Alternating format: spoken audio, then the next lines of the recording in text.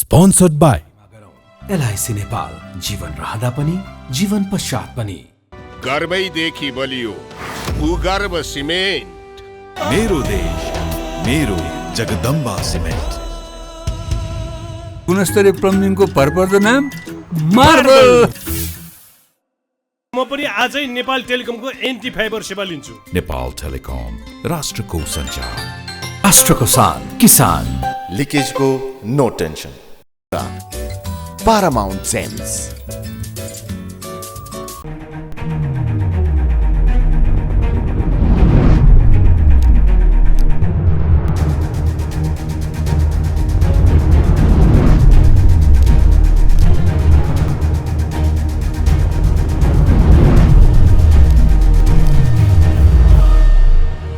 दर्शक यतिखेर हामी लुम्बिनी प्रदेशमा छौँ। लुम्बिनी प्रदेशबाट प्रत्यक्ष प्रसारण गरिरहँदाखेरि भारतीय प्रधानमन्त्री नरेन्द्र मोदी लुम्बिनी आउँदै हुनुहुन्छ र सबैको ध्यान त्यतातिर केन्द्रित भएको छ।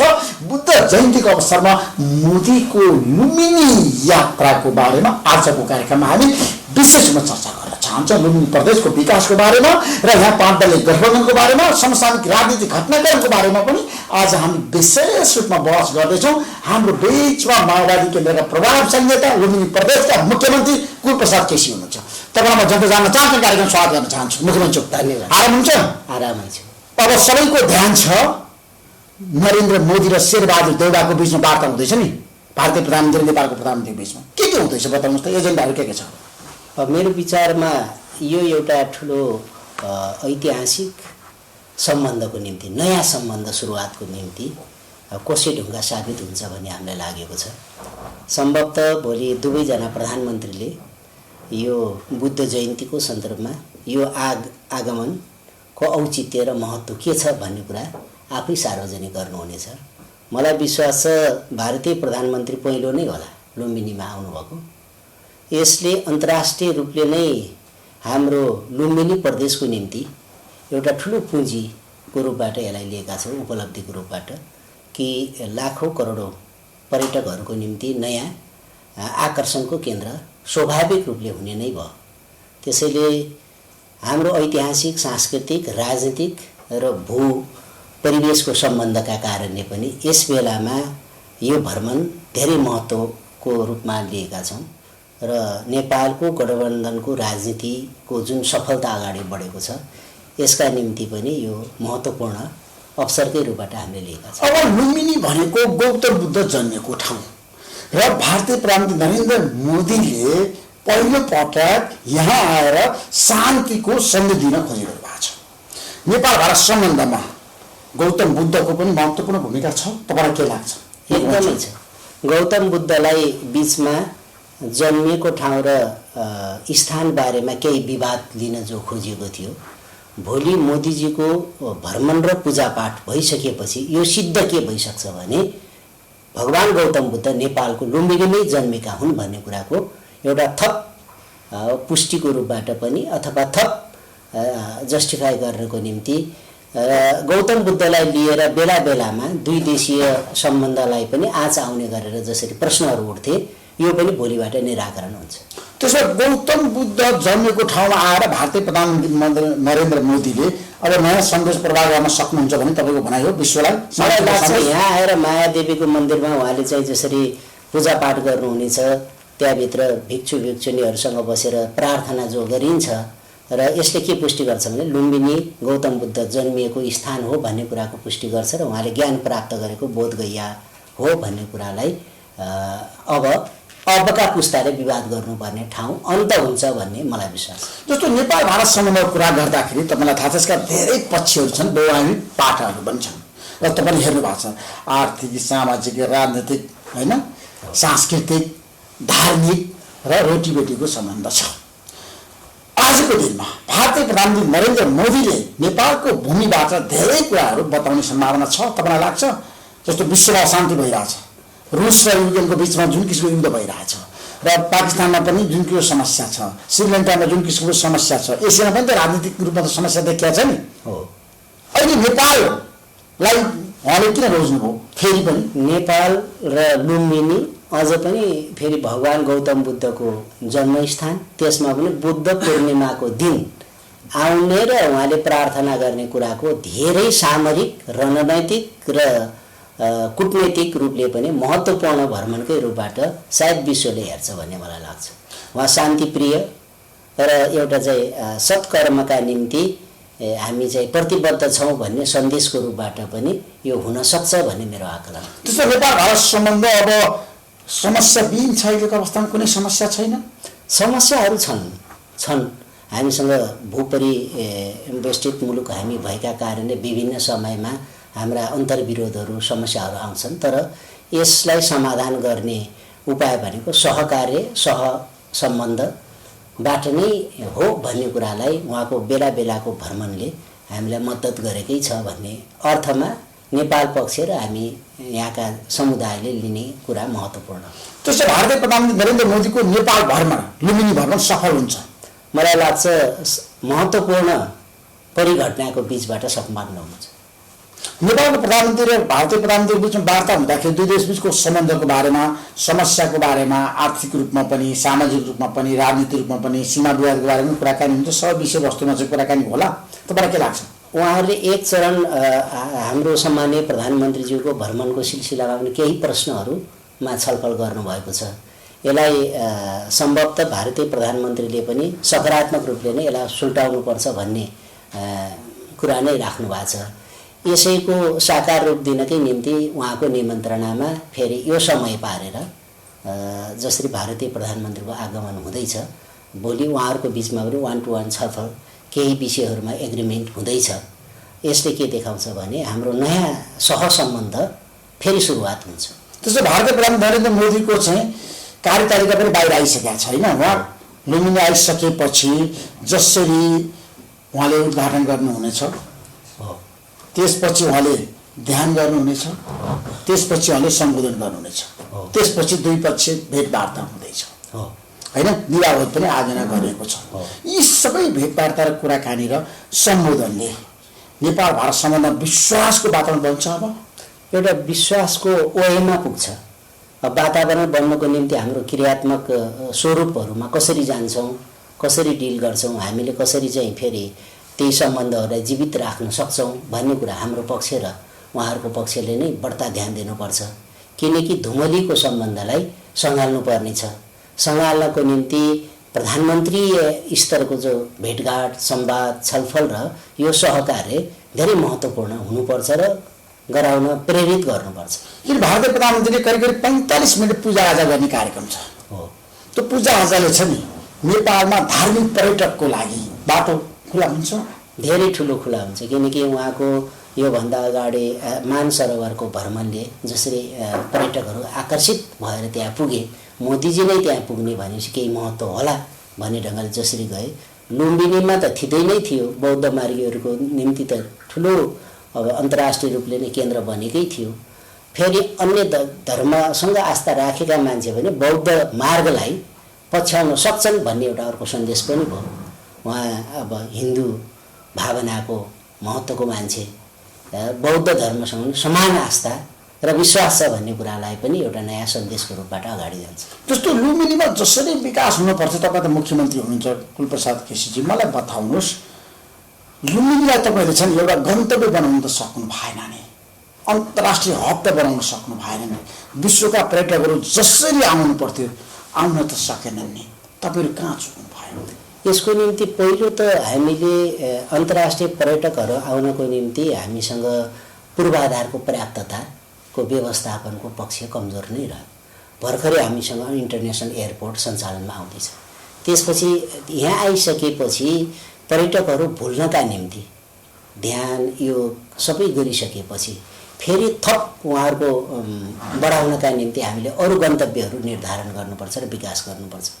हामी भर्खर सङ्घीयता कार्यान्वयनको पहिलो कार्यकालको अन्तिम चरणमा छौँ र यसको कार्य जिम्मेवारीका हिसाबले अहिले क्षेत्राधिकारको हिसाबले सङ्घीय सरकारको मातहतमा सम्पूर्ण संरचनाहरूको ह्यान्डल भएको छ। हामीले त्यहाँ सहयोग गर्ने कुरा मात्रै छ र त्यहाँ साझेदारी र हिस्सेदारी हुने हो भनेदेखि हामीले केही इनपुट दिन सक्छौँ र हामीलाई विश्वास छ आज मात्रै एडिबीसँग पनि हाम्रो ठुलो छलफल भयो। उहाँले केही गन्तव्यहरू पहिचान गरेर केही प्याकेजहरूको निम्ति तयारी पनि गर्नुभएको छ, जस्तो रामग्राम लगायत तेलौराकोट सबै एउटा चाहिँ बुद्ध सर्किटकै रूपमा ग्रेटर लुम्बिनी विभिन्न नाराहरू छन् बिचमा एउटा नयाँ बुद्ध सर्किट बनाउने उहाँहरूले जो कोसिस गर्नुभएको छ, यसमा सबैले मद्दत गर्यो भने यो कार्यकालभित्रमा त हामीले गन्तव्यको रूपबाट उभ्याउन सकेनौँ, युद्ध स्तरबाट अगाडि लग्यो भने त्यो सम्भव छ। बुद्ध मार्गी त विश्वमा करोड छ नि जनता हो होइन, तपाईँले हेर्नु भएको छ नि। हामीले 50 करोड बुद्ध मार्गीलाई लुम्बिनीमा भित्राउन सक्छौँ, ल्याउन सक्छौँ।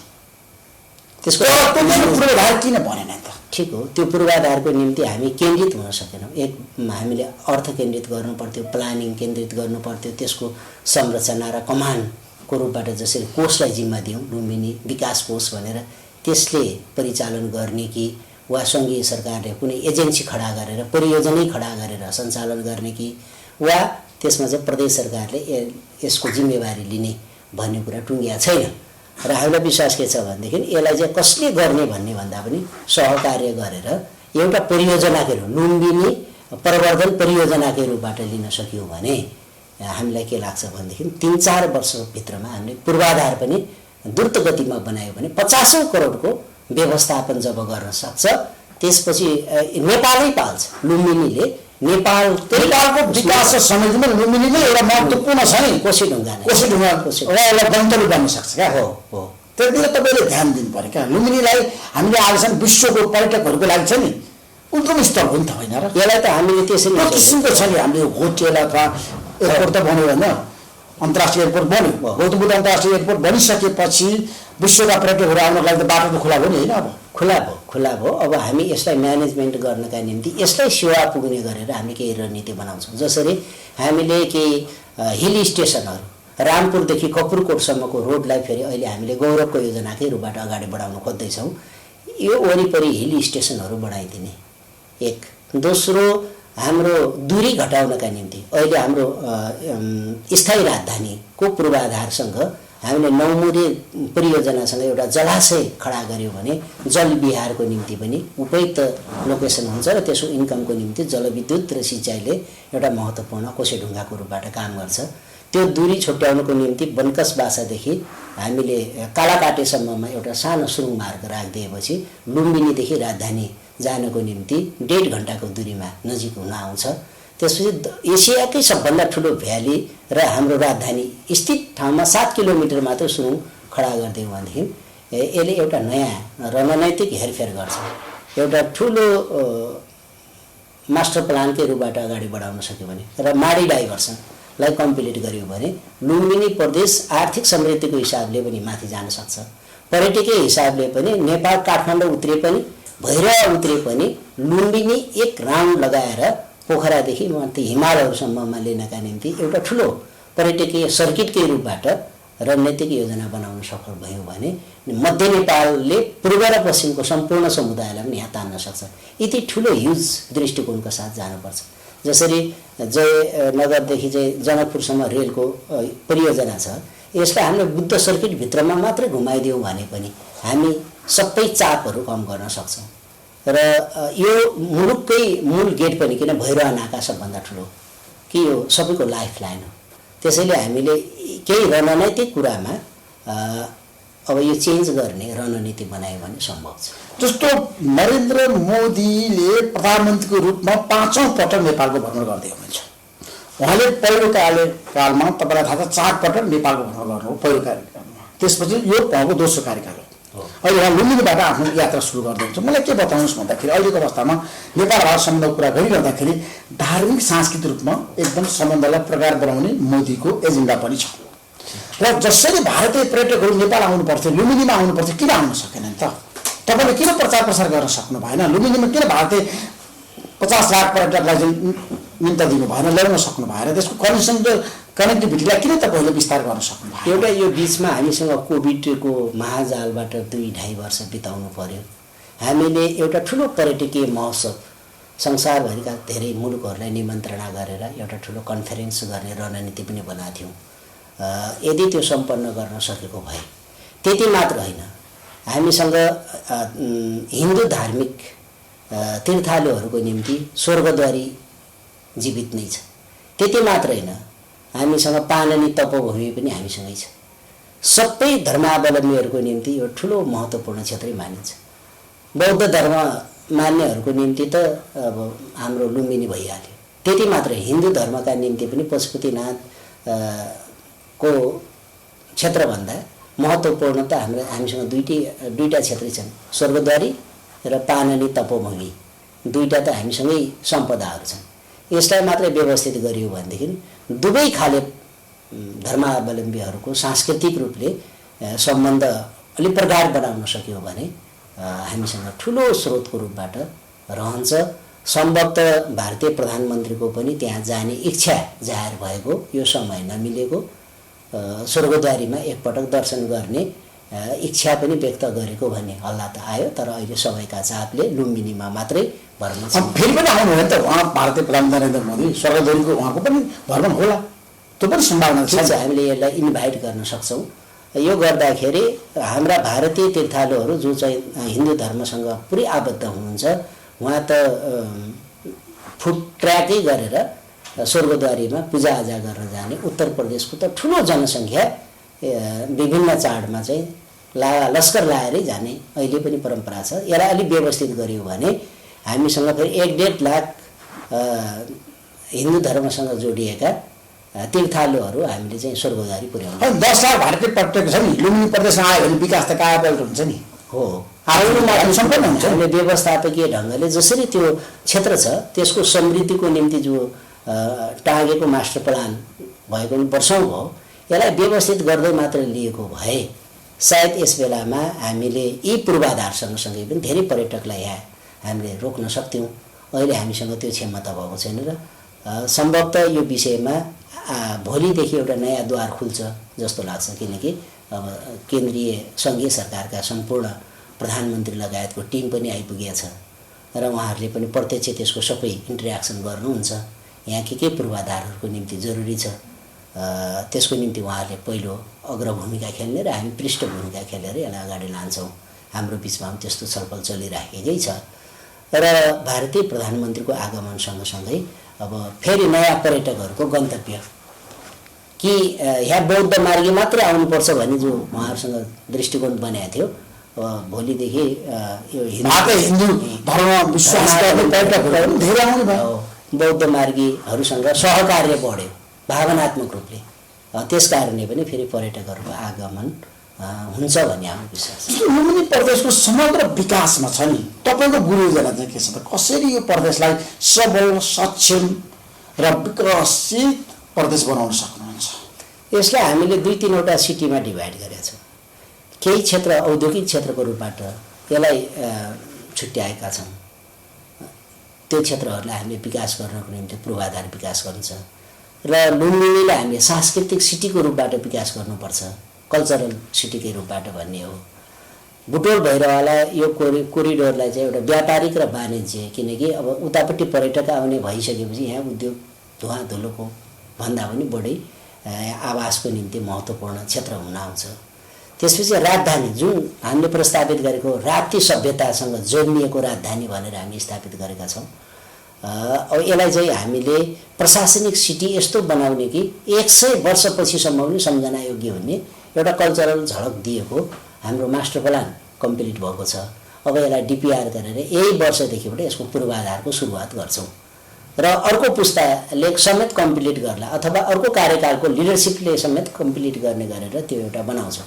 र 2वटा पैदल मार्गहरूमा 2टा सुरुङ मार्ग चाहिँ हामीलाई जरुरी छ, एकदम सर्ट सुरुङ मार्ग कि हामी पूर्व पश्चिम हाइवे इन्लार्ज भइरहेछ, हुलाकी मार्ग पनि अगाडि बढिरहेछ। यसको तलमाथि हामीले बस्तीहरूलाई नयाँ ढङ्गले विकसित गर्दै लग्यौँ भने यही सँगसँगै नयाँ सिटी विकास गर्ने भनेको पूर्वाधार पनि पर्यटकीय पूर्वाधारलाई प्राथमिकतामा राख्यौँ भनेदेखि लुम्बिनी प्रदेशका जनता पर्यटक घुमाएरै पालिन सक्ने आधारहरू खडा हुन्छ। मुख्यमन्त्री जस्तो तपाईँले पर्यटन क्षेत्रको विकास र विस्तारको बारेमा जसरी चर्चा परिचर्चा बहस गरिरहँदाखेरि मेरो तपाईँलाई अर्को एउटा महत्त्वपूर्ण प्रश्न के भन्दाखेरि अहिलेको अवस्थामा छ नि पूर्वाधारको कुरा तपाईँले गर्नुभएको छ, खानेपानी, सिँचाइ, होइन, जनताको लागि दैनिक आवश्यकताको होइन वस्तुहरू छन् होइन धेरै समय शिक्षा स्वास्थ्यमा तपाईँहरूको ध्यान भएन मुख्यमन्त्री र लुम्बिनी प्रदेशमा साँच्चीकै सुशासनको प्रत्याभूति नेपाली जनताले गर्न पाएका छन् कि छैन तपाईँको भनाइ के छ र यहाँका जनताहरू छन् खुसी छन्? मलाई के विश्वास छ भने यो स्थानीय निर्वाचनको लहरले पनि के बताउँछ भने जनतामा यो परिवर्तनपछि आफ्नो स्वाभिमान आफ्नो स्वतन्त्रताप्रति ज्ञान भएकै देखिन्छ। दोस्रो जसरी विकास र समृद्धिको नारा दियौँ नि सबै राजनीतिक दलले त्यो अनुसारको हाम्रो भौतिक परिवेश अथवा हाम्रो आर्थिक जोहो जति गर्नु पर्थ्यो नि त्यो पर्याप्त छैन भन्ने नै देखाउँछ। किनकि एउटा प्रदेशको बजेट यो 4 कार्यकालमा आउँदाखेरि 30 देखि 35 अरब भन्दा बढी बढेको छैन। यसको आफ्नै उत्पादनको रिसोर्स डिफाइन नगर्दा केन्द्र आश्रित भएको जस्तो छ। त्यसैले यसलाई पूर्णतामा लैजानको निम्ति एउटा स्थानीय तहको त एक कार्यकालै गयो पूर्वाधार र मुकाम ठेगान लगाएर र जति जनतालाई अपेक्षा छ द्रुत गतिमा आफ्नो चाहिँ समस्या समाधान होस् भन्ने चाहना छ त्यो स्पिरिटमा हामी गएको छैनौँ। तर सेट बसालेका छैनौँ भनेर एउटा सेटभरि बस्यो। यो मुकाम हो, यो क्षेत्रबाट प्रशासनिक कार्य हुनेछ, यो काम गर्ने अधिकार प्रदेश स्थानीय तह र सङ्घको कार्य जिम्मेवारी हो भन्ने छ। र हजुरले सुशासनको हिसाबले गर्दाखेरि हामीले सङ्घ र प्रदेशको अधिकार बाँडफाँड अहिले नटुङ्गिने जो स्थिति बन्यो नि यो पक्ष भनेको अलिक कमजोर पक्ष हो। यसलाई चाहिँ हामीले आज पनि प्रधानमन्त्रीसँग सिरियसली नै कुरा भएको छ कि अब हामीले सङ्घीयता कार्यान्वयनको मूल ध्येय अहिले यो हाम्रो कार्यकालभित्रमा कम्प्लिट गरिदिने कोसिस गर्नुपर्छ। होइन संहिता अब अभिशाप भयो, असफल भयो, यसले जनताको चाहनाअनुसार काम गर्न सकेन, यसलाई खारेज गर्नुपर्छ भन्ने एउटा शक्ति हाम्रो देशमा अझै पनि छ। तपाईँले हेर्नु भएको छ यिनीहरूले गर्दा चाहिँ के विषयहरूले बेला बेला भन्नुहुन्छ संहिता भनेको नेपाली जनताको लागि छ नि हात देखाउने दाँत क्या त्यस्तो हो क्या, काम नलाग्ने पनि त होइन। तपाईँलाई के लाग्छ? होइन उहाँले सायद त्यही नै उहाँको लागि राजनीतिक अभिशाप। जुन व्यवस्था परिवर्तनको निम्ति आफूले झन्डा र होइन आन्दोलन ढुङ्गा मुढा बन्दुक बोकेर जो परिवर्तनमा जे चिजलाई गऱ्यौँ त्यही कुरालाई गलत व्याख्या गर्ने बेला यो परिघटना भयो। 3 वर्ष उहाँले आफ्नो कार्यकालमा यो कम्प्लिट गरेको भए आज यो नतिजा उहाँले बेहोर्नु पर्ने थिएन। त्यही गलत सोच गलत दृष्टिकोण परिवर्तनलाई अँगाल्न नसक्ने कारणले गर्दाखेरि नै उहाँलाई पछि पार्यो इतिहास। र हामीलाई त्योबाट सबक सिकेर गठबन्धन बनाइसकेपछि गठबन्धनले फेरि उहाँकै विरासतको बाटो बोक्न हुँदैन। हामीले जे संविधानमा लेखेका छौँ त्यसलाई अक्षरश पालना गर्ने। सङ्घीय सरकार र स्थानीय तहको सरकार मात्रै हाम्रो देशको लागि ठिक हुन्छ, उपयुक्त हुन्छ, अब प्रदेश सरकार खारेज गर्नुपर्छ भन्ने जनमत वाक्कै बढाएको छ। तपाईँलाई के लाग्छ? तपाईँ प्रदेशको मुख्यमन्त्री लुम्बिनी प्रदेश त्यो गलत किन हो? संहिता खारेज गर्दा ठिक हुँदैन? देशको लागि यो आवश्यक छ कि छैन? ठ्याक्कै संहिता खारेज गरेर कुन व्यवस्था ल्याउने एउटा प्रश्न आउँछ। यो त महँगो भयो नि, महँगो भएको छैन। जस्तो जनताहरू आज भोग्नुभएकै छन्, आर्थिक रूपमा विपन्न छन्, गरिबीको रेखामुनि छ। होइन यस्तो छ प्रदेश सरकारले जसरी काम गर्नु पर्थ्यो, चमत्कार गर्नु पर्थ्यो मुख्यमन्त्री त्यो गरेको छ। होइन यस्तो हो, चमत्कार गर्नका निम्ति 2-3वटा चिज चाहिन्छ। एउटा आफ्नो नेतृत्वमा सुशासन र कार्यान्वयन गर्ने अधिकार पूर्णता प्राप्त गर्नुपर्छ। जस्तो कि हामीले सेक्युरिटी एजेन्सीको समायोजनै गरेका छैनौँ, टुङ्गिया छैन। अहिले सुशासनको भरपर्दो आधार भनेको जोसँग प्रहरी नै छैन त्यसले के सुशासन कायम गर्ने? जसले प्रशासनिक रूपले निजामती ऐन र कार्यान्वयनको निम्ति कुनै अभियानै अगाडि बढाउनु पाएको छैन अनि के प्रशासनिक संयन्त्र सञ्चालन गर्ने? 2टा कारणले पछाडि पारियो। योभन्दा अगाडिका प्रधानमन्त्रीज्यूको अरुचिका कारणले समयमै यसलाई चाहिँ टुङ्ग्याउन सकेको भए स्थानीय तह पनि त्यसरी प्रताडित हुने थिएन, प्रदेश पनि यस्तो सङ्कुचित भएर बस्दैन थियो। तपाईँ हेर्नुभयो भने कोभिड जस्तो महामारीको बेलामा सायद इति 753 र 7 प्रदेश हुन्थेनन् भने जनता भोकै मात्र होइन रोगले पुरै सिद्धिनेवाला थियो। जस्तो हामीले कति खर्चेका छौँ भन्दाखेरि अब अहिले यो लुम्बिनी प्रदेशमा कोभिडको खोप नलगाएको मान्छे त औँला नगर्नु पर्ने ठाउँमा आइपुग्यो। कत्रो बजेट गयो होला आफै अनुमान गर। त्यति मात्र 4-4वटा विशेषज्ञ अस्पताल सञ्चालन गर्यो, करोडौँ खर्च भएको छ। यहाँ सबै साथीहरूलाई थाहा छ। सिलिन्डर अक्सिजन सिलिन्डर नपाएर हाहाकार हुने बेलामा नेताहरूको गाडीमा दौडायो। यो सेवा र जनतालाई यस्तो कोभिड जस्तो महामारीको बेला के सरकार डेलिभरी दिएको छ? डेलिभरी दियो। सक्दो डेली गरिदिने सरकार। तपाईँले हेर्नुभयो भने त्यो सबै बजेट कार्यान्वयन र रोड म्यापिङ हेर्नुभयो भनेदेखि अहिले सरदर यो अघिल्लो व्यवस्थाभन्दा मेचीदेखि महाकालीसम्म कुदौँ हो, कोही धेरै होला कोही थोरै होला, तर यति रूपान्तरण भएको छ कि रोड सञ्जाल नपुगेको इलाका कर्णालीका केही माथिल्ला क्षेत्रमा बाँकी होला, नत्र भने अहिले रोड सञ्जाल पुगेको छ। त्यसले बरु चाहिँ नयाँ अनिष्टहरू निम्ताउने कुरा, त्यसको चाहिँ वैज्ञानिक रूपले व्यवस्थित नगर्दाखेरि ठुल्ठुला बाढी पहिरो क्षति आयो होला। सबै ठाउँमा सुविधाहरू पुर्याउन स्थानीय सरकारको बजेटले मात्र त धान्दैन थियो, सङ्घीय सरकारको आँखा पनि त्यहाँ पुगेको थिएन। स्थानीय तह र सङ्घीय सरकार त हिजो संसद माथि थियो, सिंहदरबार थिँदै थियो, तर गाविस थिँदै थियो। अनि के परिवर्तन त? सङ्घीयता भएकै सिंहदरबारको अधिकार गाउँमा अझै आएन नि हो। त्यो जनताको प्रश्न छन् नि मुख्यमन्त्री, त्यो प्रश्न छन्, त्यो छन्, यो पुर्याइदिनुपर्छ हाम्रो कार्यकालमा सम्भव भए जति, किनकि हामीसँग समय एकदम छोटो छ। कानुनी प्रबन्धका हिसाबले, प्रशासनिक प्रबन्धका हिसाबले, सुरक्षाका प्रबन्धका हिसाबले हामीले गर्ने जे ड्युटी संविधानले दिएको छ यो चाहिँ हामीले फुलफिल गरिदिनुपर्छ। यदि गरेनौँ भने फेरि हामीलाई जनताले त्यही प्रश्न सोध्नेछन् र अर्को कार्यकालमा आउने जनप्रतिनिधिले यही समस्याको सामना गर्नुपर्छ। यो कुरालाई हामीले जाँच पडताल गरेर अहिले नै निराकरण गर्नका निम्ति हामीले बार सङ्घीय सरकारलाई पनि हामीले घचघचाइरहेका छौँ, कोसिस पनि भइरहेको छ। र अहिले 1.5 वर्षदेखि प्रतिपक्षको फेरि सदन अवरुद्ध हुँदाखेरि कैयौँ कानुनी प्रबन्धहरू अहिले मुल्तबीमा छन् र हामी सरकारमा आएदेखि पनि भदौ 1 गतेबाट जुलुस लाउन थाल्नु भएको हो। अस्तिसम्ममा प्रतिपक्ष साथीहरूको जुलुस अझै सिद्धिएको छैन। लोकतन्त्रको ठुल्ठुलो दुहाई दिने, प्रतिपक्षको भूमिका नै नहुने भएपछि लोकतन्त्रलाई नै प्रश्न हुने गरेर नयाँ परिघटना पनि आयो। सदनबाट जनताका आवाजहरू मुखारित गर्ने बेलामा नारा मुखारित गर्ने त कहीँ लोकतन्त्रमा परिकल्पनै थिएन। यस्तो नगरौँ भन्ने कुरा हो। यस्तो नगरौँ, ठिक छ, कहिले सत्तामा बसिन्छ, कहिले प्रतिपक्षमा भइन्छ। तर भ्रष्टाचार रोक्न तपाईँले पनि सक्नु भएन लुम्बिनी प्रदेशमा। जनताका धेरै प्रश्नहरू छन् मुख्यमन्त्री, जताततै भ्रष्टाचार त भएको छ नि, त्यो कुरा मान्नुहुन्छ नि तपाईँ? यस्तो छ, भ्रष्टाचार रोक्नका निम्ति 2-3वटा संयन्त्रहरू हामीसँग छन्। जस्तो अख्तियार छ एउटा चाहिँ हामीसँग मलेपा नै छ, प्रशासनिक रूपले सरकारी रूपले हुने खर्चहरूको त्रुटि कहाँ भएको छ भन्ने कुरा।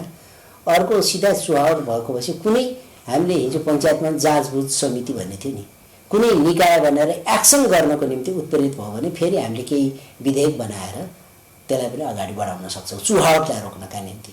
र जनताको आकर्षण भनेकै नेताको मूल्याङ्कन कसरी गर्न खोज्दैछन् भनेपछि नेता इमान्दार हुनुपर्ने हो। ठिक हो, नेता इमान्दार नभएपछि कति दण्डित गर्छन् भन्ने कुरा अब रिजल्टबाट हेर्दै गरौँ।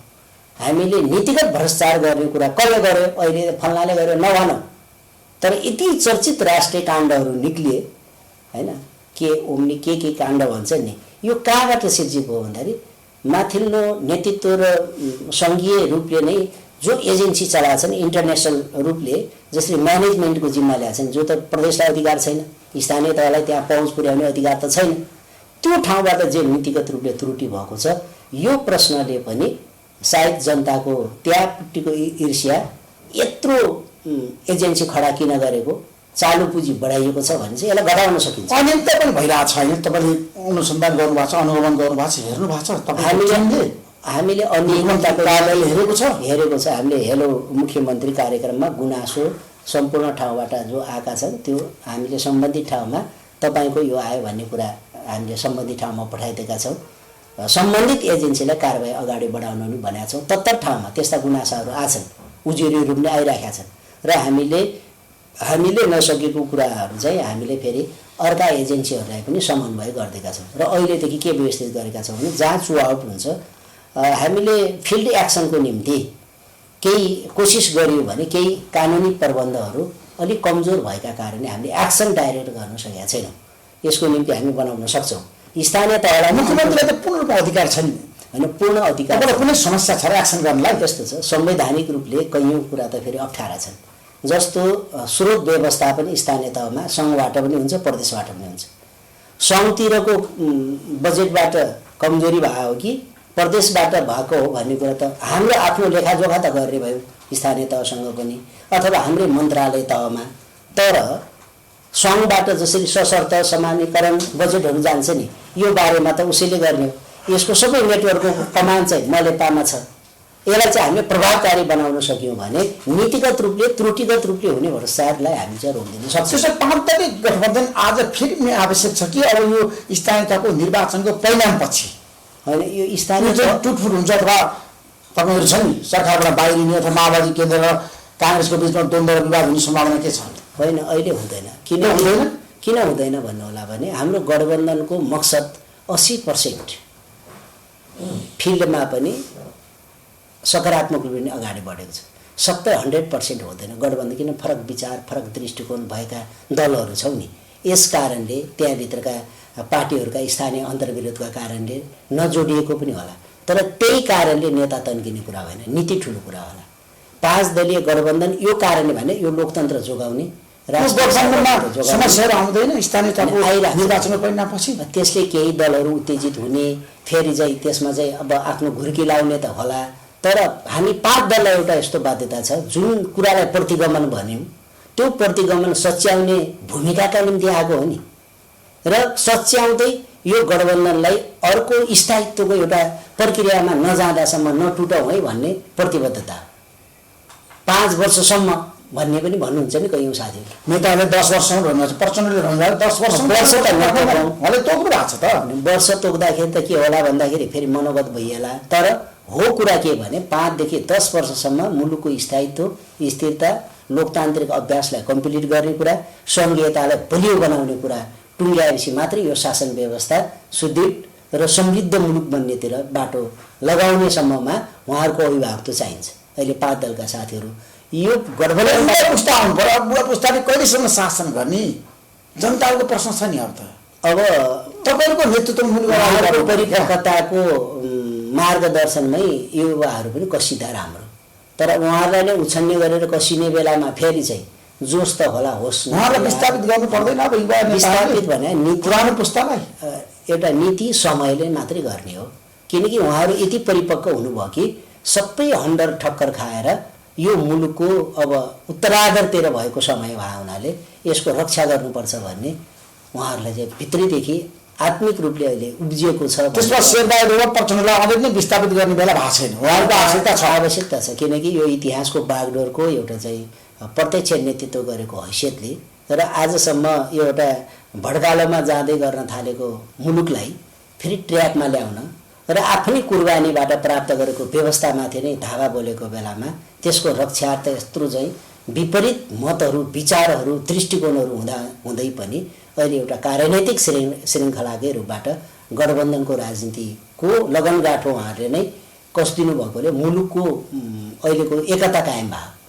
सम्भवतः सबै दल भाँडिँदै हिँडेको भए मुलुक अर्कैको हातको खेलाउना पनि हुन सक्थ्यो। यति ठुलो रिस्कीबाट बचाएको कुरा मेजर कुरा भए हुनाले तलपट्टि 1-2 ठाउँमा हुने झगडा, 1-2 ठाउँमा हुने असहजतालाई गठबन्धनका नेताहरू र दलहरू उत्तेजित हुनु हुँदैन। यसलाई चाहिँ हामी परेछ। यदि भरतपुर महानगरपालिकामा रेणु दाहालले चुनाव हार्नु भयो भने प्रचण्ड र शेरबहादुरको गठबन्धन कायम रहन्छ कि होइन? त्यो घटना युटर्न भएर एमालेसँग सहकार्य गरेर केपी शर्मा ओलीसँग मिलेर जानुहुन्छ, ठ्याक्कै भनिदिनुहोस्। होइन, त्यो राजनीतिक रूपले त्यो मिल्दैन नै। किनकि हामीले गठबन्धनको मकसद एउटा कुनै अमुक निर्वाचन क्षेत्रको निम्ति अमुक चाहिँ महानगरको निम्ति इङ्गित गरेर बनाएको होइन, त्यो बढी उछालिएको। यो समग्र राष्ट्र र मुलुकका निम्ति गरिएको कार्य जिम्मेवारीका हिसाबले हामीले बाँडफाँड गर्दाखेरि हामीले त्यहाँ प्राप्त गरेका हौँ। हामीले इमान्दारितापूर्वक गठबन्धनको अर्को दललाई सहयोग गर्ने भन्ने ठाउँमा सहयोग गरिएकै छ, प्रतिस्पर्धा गर्ने भन्ने ठाउँमा प्रतिस्पर्धा गरिएको छ। त्यो आपसी मित्रवत प्रतिस्पर्धा भनेकै छौँ। त्यसैले त्यहाँनिर भरतपुर महानगरपालिकाको इस्युलाई ल्याएर अब हाम्रो सम्माननीय प्रधानमन्त्री, हाम्रो चाहिँ पार्टीका सधैँ नेता अध्यक्षलाई जोडेर केही चाहिँ यसको नकारात्मक रिजल्ट आइसक्यो नि। तपाईँलाई जोडेर चितवनमा हार्यो भने, भरतपुरमा रेणुले हार्यो भने त अब प्रचण्ड युटर्न हुने, दुर्घटना हुने भनेर त प्रचण्डले भन्नुभएको छ नि। राजनीति रूपमा कस्तो दुर्घटना कुरा गर्नुभएको छ उहाँले? होइन, त्यो त अध्यक्षले भन्न खोज्नु भएको प्रसङ्ग मलाई अर्कै जस्तो लाग्छ। किनकि यो गठबन्धन टुट्दै जाने बेलामा दुर्घटना पनि नजिक आइपुग्छ भन्ने अर्थ र भावार्थमा होस् लाग्छ। भरतपुरमै हारेपछि गठबन्धन टुक्रिन्छ भन्ने कुरा उहाँले भन्नुभएको छैन, त्यो बढी उछालिएको हो, त्यो गलत हो भन्ने लाग्छ। गठबन्धन टुटफुट हुँदैन टुट्दैन। चुनावमा जान्छ यो गठबन्धनको नायक नै हाम्रो प्रचण्ड र शेरबहादुर देउवा नै हुनुहुन्छ, मूल नेतृत्व गरेको। त्यसपछि अरू सबै साथीहरूसँग सहकार्य भएर अगाडि बढायो नि त। यो त दुनियाँले नै थाहा पाएको छ। उहाँहरूले एउटा परिघटना एउटा ठाउँमा मेहनत गर्नुभएको छ गठबन्धनलाई सपार्नको निम्ति, अझ तलैसम्मका दलहरूलाई एकताबद्ध भएर गठबन्धनको मर्म बुझुन् भनेर देशव्यापी रूपले त्यसको मकसदलाई स्थापित गर्न उहाँहरू नै हिँड्नु भएको छ। त्यो कुराको मर्म त इमान्दार कार्यकर्ताहरूले आत्मसात। तर स्थानीय तहको निर्वाचनमा यो गठबन्धन छ नि, जसरी तालमेलको कुरा गर्नु, तर कार्यान्वयन त भएन नि फलतिर। कार्यान्वयनमा यस्तो छ, स्थानीय आग्रह पूर्वाग्रह पनि जब्बर भएर कैयौँ ठाउँमा नेतृत्वकै निर्देशन, मार्गनिर्देशन, सुझाव र नेतृत्वलाई नमानेर पनि उल्लङ्घन गर्दाखेरि पनि यस्ता घटनाहरू घटेका छन्। तर गठबन्धनको मर्म आफ्नो मूल पार्टी र मूल नेतृत्वले सोचिसकेपछि त्यसलाई दृढतापूर्वक कार्यान्वयन गर्नुपर्ने हरेक दलका कार्यकर्ताको जिम्मेवारी हो। अब त्यो जिम्मेवारी पुरा नगर्ने दलको अनुशासन कमजोर छ, भोलि उसले आफ्नै जीवनमा फेरि दुर्घटना भोग्छ। तर कङ्ग्रेसले कतिपय ठाउँमा तपाईँलाई साथ दिएन नि, मतदान गरेन नि, त्यति तपाईँले मेरै गृह जिल्लाको कुरा गर्नुहुन्छ भने रोल्पामै गठबन्धन अगाडि बढ्न सक्ने कार्यान्वयन भएन। हामीले कोसिस गरेकै हो। मैले अन्तिमसम्ममा संवाद गर्दाखेरि पनि उहाँहरूलाई पर्याप्त सिटको निम्ति रोल्पाले नै सेक्रिफाइस गर्ने भन्ने प्रस्ताव हामीले गरेकै हो। तर साथीहरूले त्यसमा चाहिँ ठिकै छ स्वस्थ प्रतिस्पर्धा गरौँ भनेर रोज्नु भएको बाटो हो। नत्र भनेदेखि हामीले सोचेको कुरा त के हो भने हामीले आफ्नो आन्दोलनको शिखर क्षेत्रलाई पनि उहाँहरूलाई पनि स्पेसकै रूपबाट अगाडि बढाउँ भन्ने कुरा राखेका हो। यसमा चाहिँ हाम्रो कुनै त्रुटि छ, हामी इमान्दारीपूर्वक सहयोग गरेका पनि छ। तपाईँलाई थाहा छ, दुईचोटि हामीले गठबन्धनबाट राष्ट्रिय सभामा पठाउँदाखेरि हाम्रो स्थानीय तह र हाम्रो माननीय सांसदले इमान्दारीपूर्वक हामीले भोट कलममा पनि हाल्यो, गिलासमा पनि हाल्यो, रुखमा पनि हालेका छौँ र उहाँहरूको जसरी मतदान गर्नुपर्थ्यो त्यसरी त नेतृत्व तह र अलि सुझबुझ भएका साथीहरूको बिचमा त यो सहकार्य बोली जस्तो लाग्छ। कैयौँ ठाउँमा उहाँले भन्नु पनि भएको छ, हाम्रा सबै मान्छेहरूले साथ नदिन सक्छन् है पनि भन्नुभएको छ। हुनसक्छ त्यहाँभित्रको अन्तर्विरोध कन्ट्राडिक्सनका कारणले केही अलि बढी पूर्वाग्रही भएर पनि साथीहरू चाहिँ अलि अराजनीतिक ढङ्गले नै अब त्यस्तो लुम्बिनी प्रदेशमा गठबन्धन जसरी बलियो हुनुपर्थ्यो त्यसरी हुन सकेन। समस्याहरू आए, दरारहरू आए, हामीले समाधान गर्नका निम्ति गऱ्यौँ। त्यति मात्र होइन, हामी समझदारी पनि गऱ्यौँ। कैयौँ ठाउँमा स्वस्थ प्रतिस्पर्धा गर्ने क्षेत्र भनेर पनि छुट्यायौँ। कैयौँ ठाउँमा जबरजस्त अब साथीहरूको तल स्थानीय कार्यकर्ताको विरोध हुँदाहुँदै पनि हामीले कोसिस गऱ्यौँ र हाम्रो केही जिल्लामा बाहेक लुम्बिनीमा फेरि हामीले अत्याधिक रूपले गठबन्धन कायम गरेकै छौँ भन्ने हामीलाई विश्वास छ। किनकि 12 जिल्लामा 2-3वटा जिल्लामा नहुनु भन्ने कुरा धेरै ठुलो मान्न हुँदैन। बहुमत जिल्लाहरूमा हामीले गठबन्धन कायम गऱ्यौँ। त्यहाँभित्रमा इमान्दारितापूर्वक रिजल्ट ल्याउने र नल्याउने कुरा त अब रिजल्टको परिवेशमा छ। यसपछि हामी गठबन्धनकै साथीहरू बसेर पनि समीक्षा गर्छौँ। किनकि यो यात्रा यही 30 गते टुङ्गिने भन्ने प्रश्न होइन।